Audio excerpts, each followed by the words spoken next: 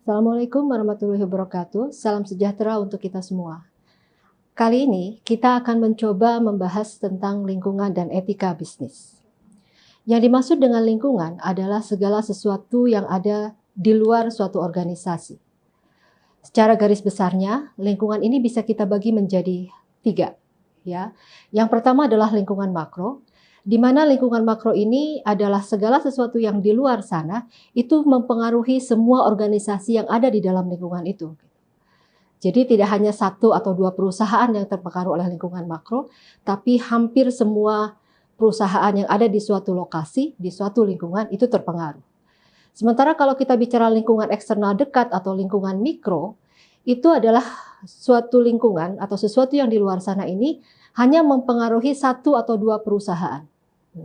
Perbedaannya adalah antara lingkungan makro dan mikro yang lainnya adalah kalau kita bicara makro, secara individu suatu organisasi tidak pernah bisa mempengaruhi lingkungan makro secara langsung. Suatu lingkungan makro akan terpengaruh kalau beberapa organisasi, beberapa perusahaan itu bergerak yang sama, ke arah yang sama. Maka itu baru akan mempengaruhi lingkungan makro. Sebaliknya kalau kita bicara lingkungan mikro ini bisa dipengaruhi oleh 1 atau 2 organisasi. Nanti kita akan bahas lebih lanjut. Kalau tadi saya katakan bahwa ada 3, secara garis besarnya ada 3 lingkungan. Sebenarnya ada lingkungan eksternal makro, mikro, dan yang terakhir adalah lingkungan internal. Seringkali pada beberapa buku atau beberapa textbook, lingkungan internal ini tidak disebut sebagai lingkungan, tapi kita sebut sebagai internal organisasi. Karena itu ada di dalam organisasinya. Jadi bagaimana suatu organisasi, entah itu dalam konteks sumber daya manusianya, keuangannya, bagaimana cara dia berproduksi, itulah yang disebut sebagai lingkungan internal perusahaan atau bisnis. Kita akan coba lihat satu-satu. Kalau kita bicara lingkungan makro atau lingkungan jauh, eksternal jauh, ada beberapa pendekatan yang biasa kita gunakan. Tapi dalam bahasan kita kali ini, kita akan membahas dalam konteks pendekatan yang disebut sebagai pendekatan PESTEL. Terdiri dari politik, economic, socio-culture, teknologi, environment, dan law. Ya. Pada beberapa textbook ini kami tambahkan, ada yang namanya media massa, karena kalau kita lihat sekarang sangat berpengaruh gitu ya. Dan juga karena sekarang kita mengglobal, kita sebut sebagai lingkungan bisnis global. Sebenarnya lingkungan bisnis global ini akhirnya adalah PESTEL juga, tapi dalam konteks global.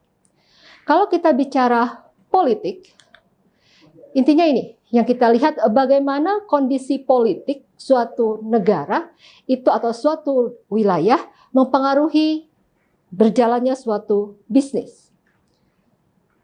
1, bisa saja siapa presidennya. Lalu bagaimana politik luar negeri yang diterapkan oleh oleh negara. Itu seperti apa? Seperti Indonesia misalnya, kita menerapkan sistem politiknya adalah bebas gitu ya. Jadi bebas demokrasi dan sebagainya. Jadi itu akan beda dengan misalnya dengan negara Cina di mana mereka menetapkan itu tertutup gitu ya. Lalu lingkungan politik ini juga bisa kita lihat bahwa partai mana yang menang itu akan sangat berpengaruh. Nah, kalau kita bicara lingkungan ekonomi intinya adalah bagaimana kondisi perekonomian suatu negara atau suatu wilayah mempengaruhi bagaimana kita menjalankan suatu bisnis. Pertama, misalnya kalau kita lihat dalam konteks kurs mata uang. Apakah rupiah, kalau kita bicara rupiah kita melemah, maka untuk perusahaan-perusahaan ekspor dan impor, itu pengaruhnya akan beda. Gitu. Kalau kita bicara perusahaan ekspor pada saat rupiah melemah, maka dia akan menganggap itu sebagai suatu peluang. Karena dia menguntungkan bagi dia. Tapi kalau kita bicara impor, artinya importir itu harus membeli dengan jumlah yang lebih banyak dalam konteks rupiahnya. Maka itu menjadi ancaman bagi dia. Lalu, meskipun ini masih agak jarang di Indonesia, tapi kalau kita bicara hukum kontrak, maka ini bisa sangat mempengaruhi bagaimana suatu bisnis berjalan. Sebenarnya dalam konteks Indonesia lebih tepatnya adalah bagaimana pemerintah menetapkan upah minimum misalnya, upah minimum regional gitu ya. Lalu tingkat korupsi itu bisa mempengaruhi berjalannya bisnis kita. Apalagi yang namanya tingkat bunga dan inflasi. Sekarang kalau kita lihat dengan adanya COVID ini, ada pengangguran yang semakin banyak karena banyak orang yang di PHK atau dirumahkan. Ini mempengaruhi lingkungan ekonomi kita, terutama dalam tadi, misalnya dalam konteks inflasi. Daya beli masyarakat menjadi turun. Akibatnya adalah kita mengalami inflasi. Kalau tidak salah sekarang sampai mencapai 5%. Itu merupakan inflasi yang bukan main sebenarnya, gitu ya. Nah, yang ketiga adalah lingkungan sosial budaya. Dalam konteks bisnis, ini bisa menjadi sangat menentukan. Kenapa? Karena dalam konteks lingkungan sosial budaya inilah kita mendapatkan yang namanya konsumen. Bagaimana etnik yang ada, lalu perubahan demografinya. Yang paling gampang adalah begini. Misalnya di kompleks saya adalah kompleks tua. Di awal-awal mungkin yang namanya TK itu ada muridnya. Sekarang karena di kompleks saya perubahan sudah berubah, sekarang banyaknya yang sepuh-sepuh gitu. Akibatnya adalah TK di sana sekarang sudah hilang. Misalnya begitu. Lalu perubahan keluarga. Indonesia sempat menerapkan yang namanya KB, di mana kita dicarankan untuk tidak lebih dari 2 anak. Tadinya 3, sekarang menjadi 2 gitu ya. Nah, itu sangat berpengaruh gitu dalam konteks terutama bagaimana perkembangan permintaan, bagaimana perkembangan jumlah konsumen. Belum lagi nanti kita lihat dalam konteks agama dan budaya. Yang keempat, lingkungan teknologi. Ini yang sekarang memainkan peran penting dalam berbisnis. Ya, kita lihat sekarang justru digital marketing di mana pertemuan langsung antara pembeli dan penjual menjadi sangat-sangat minim, keberadaan teknologi menjadi hal yang sangat krusial. Dimulainya tadinya adalah dari teknologi informasi. Nah, kalau kita bicara lingkungan masyarakat, ini yang sebenarnya harus kita lihat. Sebenarnya ini adalah lingkungan ya, bukan masyarakat, bukan cuma masyarakat sekitar. Lebih ke arah lingkungan atau environmental. Gitu. Bagaimana tingkat polusi, bagaimana tingkat pencemaran air, maupun bagaimana kita membuang limbah padat. Gitu. Ini menjadi hal yang sangat krusial untuk beberapa bisnis. Karena sekarang sudah mulai muncul peraturan pemerintah yang mengatur ini semua. Gitu ya. Lingkungan hukum sebenarnya adalah ini. Contoh yang paling nyata adalah pada saat kita mengubah kebijakan ekspor-impor untuk yang namanya kakao. Kalau dulu biasanya kita menjual kakao itu dalam bentuk raw, dalam bentuk biji kakao. Tapi dengan munculnya peraturan pemerintah, saya lupa nomor berapa, tapi yang jelas dalam konteks kakao sekarang disarankan kakaonya tidak boleh lagi belum terfermentasi. Jadi harus fermented bean baru boleh diekspor. Ya. Lalu kalau kita lihat di Arab, ada hukuman bagi pelanggaran dalam konteks mencuri atau berbuat curang, potong tangan. Di kita itu memang tidak berlaku, tapi kalau Anda melakukan itu, kalau Anda berbisnis dengan orang Arab, nah itu kemungkinan adalah hukum yang harus Anda hadapi, gitu ya. Nah, perubahan sistem pemerintahan di kita yang sekarang lebih ke arah otonomi daerah, itu mengakibatkan peraturan-peraturan daerah itu mungkin menjadi salah satu hal yang membedakan bagaimana kita berbisnis di suatu daerah dengan daerah yang lain, karena ada perbedaan peraturan daerahnya. Gitu ya. Nah, kalau kita bicara mass media atau komunikasi, maka sebenarnya ini saat ini merupakan kunci karena mereka yang melead atau memimpin atau mengarahkan, mengatur arah kemana katakanlah angin bisnis itu bertiup. Saya yang paling contoh yang paling nyata terkait dengan agribisnis sebenarnya adalah bagaimana Trubus, maaf kalau saya menyebutkan merek atau perusahaan, Trubus itu bagaimana mereka mengubah model bisnis beberapa produk. Bagaimana pada suatu ketika mereka bisa membumingkan yang namanya gelombang cinta. Yang tadinya harganya hanya sekitar 10.000, bisa menjadi jutaan. Itu hanya karena mereka menampilkan sedemikian rupa sehingga pembaca itu percaya bahwa ini memang value-nya segitu. Jadi memang untuk media massa atau bagaimana kita mengkomunikasikan suatu bisnis itu menjadi sangat krusial. Nah, kalau kita bicara lingkungan bisnis global, kenapa ini kita bahas sendiri? Karena ternyata era globalisasi bisa mengakibatkan kita harus mengubah cara kita berbisnis. Kenapa? Karena di dalam era globalisasi ini sebenarnya terkait dengan tadi, bagaimana kita menyebarluaskan informasi atau berkomunikasi. Di dalam era globalisasi, di mana bisa dikatakan bahwa dunia ini merupakan kampung besar. Apa yang terjadi di Amerika sana, detik ini, mungkin bisa langsung ketahuan di Indonesia detik itu juga. Padahal perbedaan waktu kita 24 jam. Ya. Jadi ini yang harus kita lihat. Semua ini akan bisa mempengaruhi bagaimana kita menciptakan pekerjaan, bagaimana bisnis yang kita jalankan itu tumbuh atau mati, gitu ya. Nah, dalam konteks lingkungan mikro, ada satu pendekatan yang digunakan dan diperkenalkan oleh Porter. Dikenal sebagai Porter Five Forces atau 5 kekuatan persaingan Porter.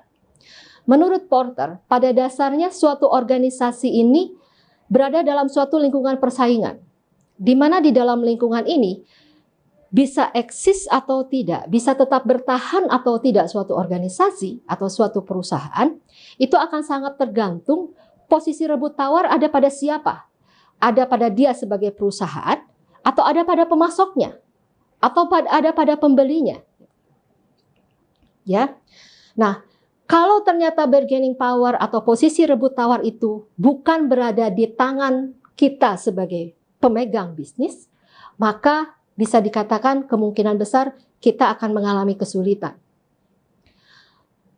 Di sisi lain, kalau kita lihat tingkat persaingan kita dengan pebisnis yang lain, itu ternyata bukan hanya dipengaruhi oleh hubungan kita dengan pemasok dan pembeli, tapi juga dipengaruhi oleh ada tidak sih produk substitusi.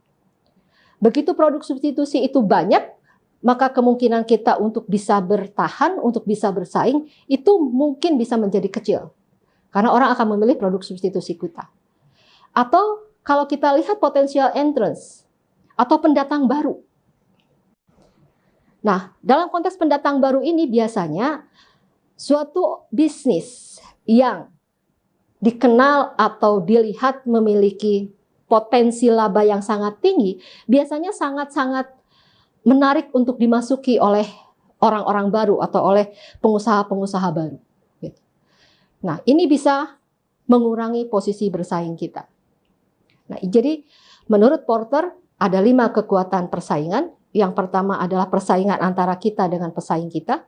Yang kedua antara kita dengan supplier, bagaimana posisi rebut tawarnya, ada di kita atau di supplier, ada di kita atau di buyer atau di pembeli.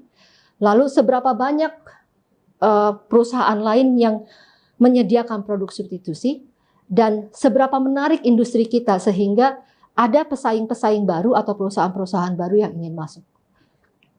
Ini semua 5 kekuatan ini akan mempengaruhi bagaimana kita menjalankan bisnis kita dan bagaimana kita bisa bertahan di dalam suatu bisnis. Nah, kalau tadi kita bicara lingkungan, terkait dengan lingkungan sebenarnya kita tidak pernah bisa melepaskan diri dari yang namanya etika bisnis. Etika bisnis itu sebenarnya adalah bagaimana pola hubungan, bagaimana perilaku kita di dalam memperlakukan orang lain, di dalam memperlakukan rekan bisnis kita ataupun konsumen kita tanpa mengabaikan hak dan kewajiban kita, juga hak dan kewajiban mereka sebagai manusia. Di dalam etika bisnis yang kita kenal adalah tindakan kita itu benar atau salah, baik atau buruk, itu tolok ukurnya. Nah, dalam tingkatan bisnis ada 4 tingkatan etika. Di dalam bisnis ada 4 tingkatan etika. Yang pertama, bagaimana kita menjalin hubungan dengan masyarakat di sekitar kita. Itu disebut sebagai etika sosial atau etika masyarakat. Ambil contoh begini, adalah sangat kurang etis jika kita membuka peternakan babi di tengah pesantren. Ya, itu sangat tidak boleh sebenarnya. Secara etika itu tidak etis. Yang kedua, kalau kita bicara, jadi gini, di dalam suatu bisnis pasti ada yang namanya stakeholder. Di sini kita sebut sebagai juga shareholder. Di dalam yang kedua ini, di dalam tingkatan bisnis, etika bisnis yang kedua ini adalah bagaimana kita menjalin hubungan dengan para investor. Dilihat dari dividen policy-nya atau kebijakan dividennya. Adil atau tidak kepada pemegang saham. Bisa menjamin kelangsungan hidup organisasi atau tidak. Nah, etika bisnis atau level etika bisnis yang berikutnya itu lebih ke dalam, itu sebenarnya adalah etika di dalam suatu organisasi yang membentuk culture di dalam organisasi. Jadi bagaimana jam kerja yang kita tetapkan, bagaimana cara kita berpakaian, itu merupakan tingkat etika bisnis di level kebijakan internal. Dan yang terakhir adalah individu, tingkat individu. Artinya bagaimana kita sebagai karyawan, bagaimana kita sebagai employer itu berhubungan dengan employer yang lain, berhubungan dengan karyawan yang lain. Itu adalah level etika bisnis. Nih, ini contohnya. Kalau dengan masyarakat tadi, apakah kita menyediakan water treatment? Kalau beberapa tahun yang lalu, contoh yang paling mudah adalah bagaimana Unitex, itu merupakan pabrik tekstil yang ada di Tajur sana, itu sebelum melepaskan air limbahnya, mereka melakukan water treatment dulu. Sehingga pada saat dibuang ke sungai, itu tidak mencemari lingkungan. Itu adalah bisnis yang beretika. Lalu kalau kita bicara level yang kedua, bagaimana kita memperlakukan investor? Biasanya dalam konteks ini adalah RUPS harus dijalankan setiap tahun, harus dilakukan setiap tahun demi menjaga transparansi organisasi atau transparansi bisnis. Yang ketiga, level ketiga itu adalah perusahaan. Tadi datang tepat waktu, pakai seragam gitu. Dan yang terakhir adalah karyawan, di mana kalau misalnya salah satu etikanya adalah kalau ada yang sakit, mbok ya dijenguk gitu. Misalnya begitu ya. Nah, etika itu menentukan bagaimana kita membuat keputusan. Jadi, kalau kita ingin dikatakan etis di dalam membuat keputusan, yang pertama harus kita lakukan adalah kita harus mengumpulkan informasi yang relevan. Jangan sampai dasar keputusan yang kita ambil itu informasi-informasi yang tidak relevan. Bukan cuma informasinya relevan, tapi fakta-fakta yang ada itu harus kita analisis dengan adil. Sesuai dengan tingkat moral dan tingkat etika yang kita yakini gitu ya. Yang terakhir adalah membuat keputusannya dengan etis. Artinya apa? Kita tahu kapan keputusan itu harus diambil, dengan kadar berapa, ditujukan pada siapa. Jadi artinya pada kegiatan apa.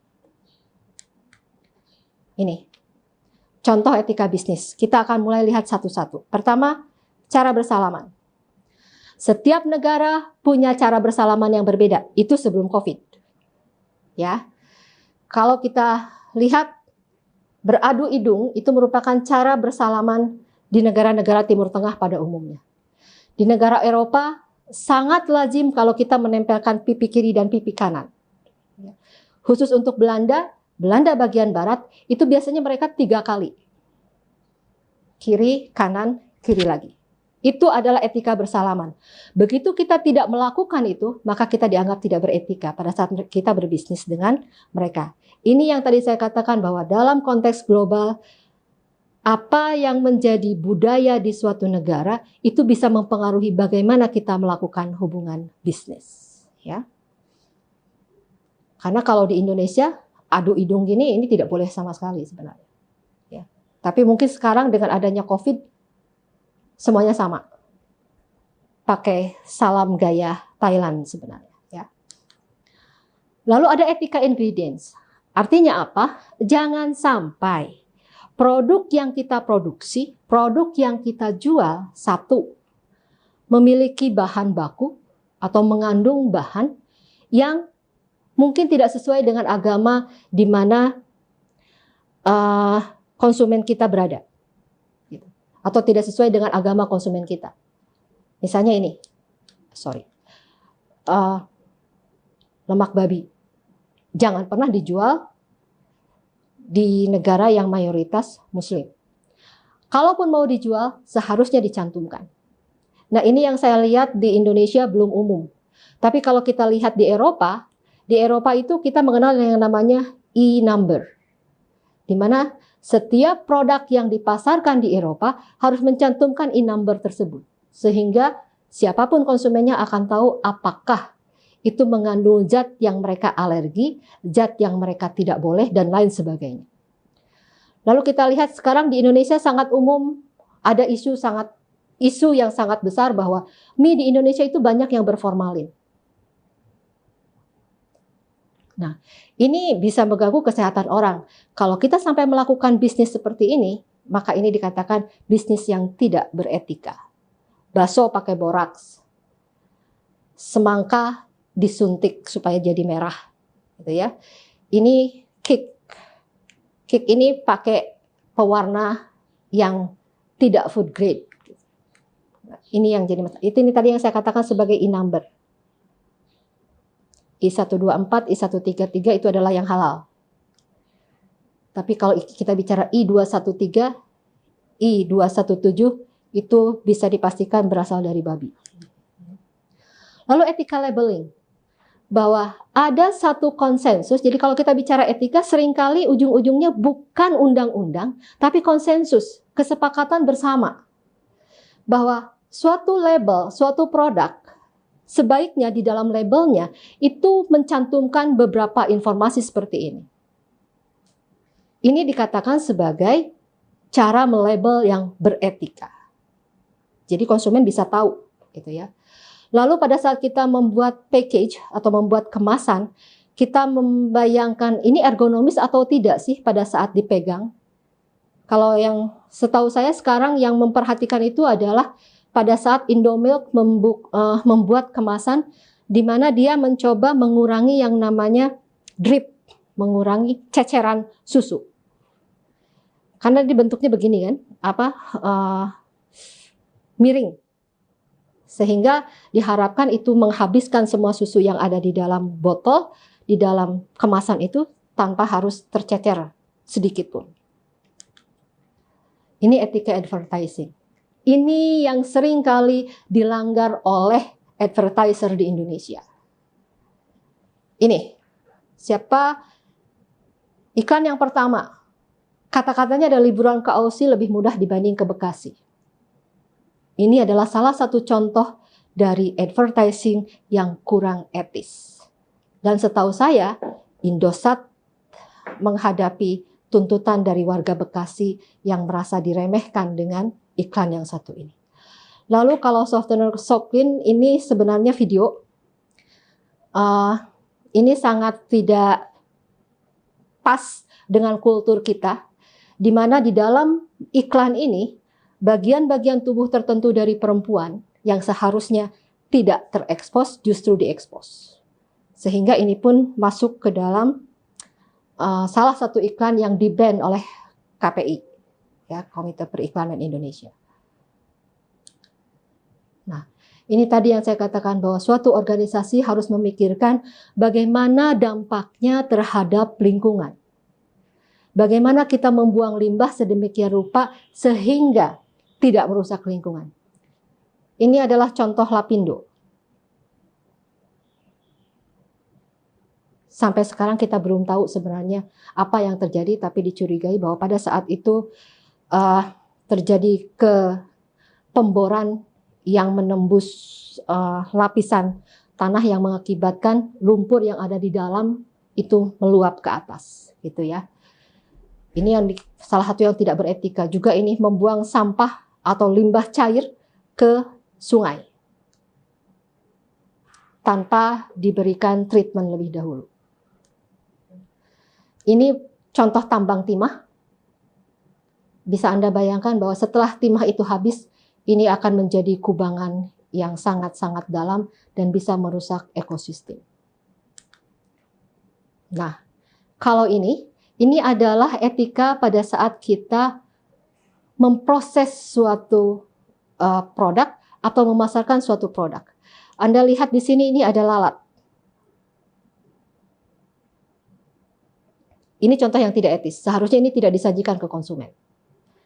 Ini adalah contoh ayam tiren. Mati kemarin, dijual hari ini. Lalu ini, kalau Anda sering membeli apel, membeli pir, membeli produk-produk dari luar. Kalau Anda perhatikan, Anda simpan di ruangan dalam kondisi suhu ruang, itu bisa bertahan sangat lama. Kenapa? Karena sebenarnya untuk menjaga atau di dalam pengangkutannya, mereka dilapisi dengan lilin. Lalu ini kalau Anda lihat, ini adalah contoh tempe bosok sebenarnya. Bagi sebagian suku, ini enak. Tapi kalau Anda jual ke internasional, ini bisa jadi masalah. Dianggap tidak etis Anda. Lalu ini bukan cuma tidak etis dalam konteks manusia, tapi ini sangat tidak memperhatikan animal welfare atau kesejahteraan hewan. Di mana kesejahteraan hewan ini menjadi isu yang sangat penting, apalagi kalau kita berbisnis secara global, ya. Oke, sekian materi kita kali ini. Untuk selanjutnya kita akan membahas tentang bagaimana prinsip-prinsip ekonomi akan mempengaruhi berjalannya suatu organisasi. Assalamualaikum warahmatullahi wabarakatuh.